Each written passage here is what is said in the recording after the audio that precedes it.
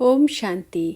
আজকের মুরলির তারিখ 26শে জুন 2024। প্রাত মুরলি মধুবন।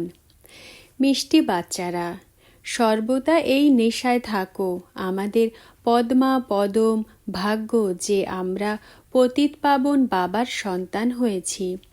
ওনার থেকে আমরা অসীম জগতের উত্তরাধিকার প্রাপ্ত করি। প্রশ্ন: বাচ্চারা, তোমাদের কোনো ধর্মের প্রতি ঘৃণা বা বিদ্বেষ হতে পারে না কেন? উত্তর: কারণ তোমরা যে বীজ আর বৃক্ষকে জানো। তোমাদের জানা আছে এটি হলো মনুষ্য সৃষ্টিরূপী অসীম জগতের বৃক্ষ। এতে প্রত্যেকের নিজের নিজের পার্ট রয়েছে। নাটকে কখনোই অ্যাক্টররা একে অপরকে ঘৃণা করে না। তোমরা জানো যে আমরা এই নাটকে হিরো হিরোইনের পার্ট করেছি।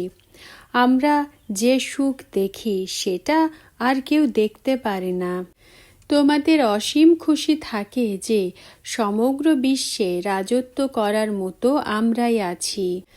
ধারণার জন্য মুখ্য সার। প্রথম পয়েন্ট: সঙ্গম যুগে ডাইরেক্ট পড়াশোনা করে জ্ঞানবান আস্তিক হতে হবে আর অন্যদেরও বানাতে হবে। কখনোই বাবা বা পড়াশোনার প্রতি সংশয় আনবে না।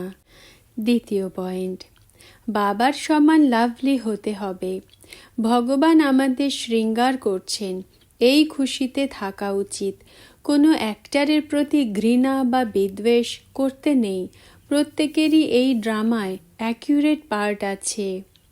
বরদান: সেবার প্রবৃত্তিতে থেকে মাঝে মাঝেই একান্তবাসী হওয়া, অন্তর্মুখী ভব। ব্যাখ্যা: সাইলেন্সের শক্তি প্রয়োগ করার জন্য অন্তর্মুখী আর একান্তবাসী হওয়া প্রয়োজন। কিছু বাচ্চা বলে অন্তর্মুখী স্থিতির অনুভব করার বা একান্তবাসী হওয়ার জন্য সময় নেই, কেননা সেবার প্রবৃত্তি, বাণীর শক্তির প্রবৃত্তি অনেক বৃদ্ধি হয়ে গেছে। তাহলে এর জন্য টানা 8 ঘন্টা বা 1 ঘন্টা সময় বের করার পরিবর্তে মাঝে মাঝে একটু করে সময় বের করো, তাহলেই শক্তিশালী স্থিতি তৈরি হয়ে যাবে।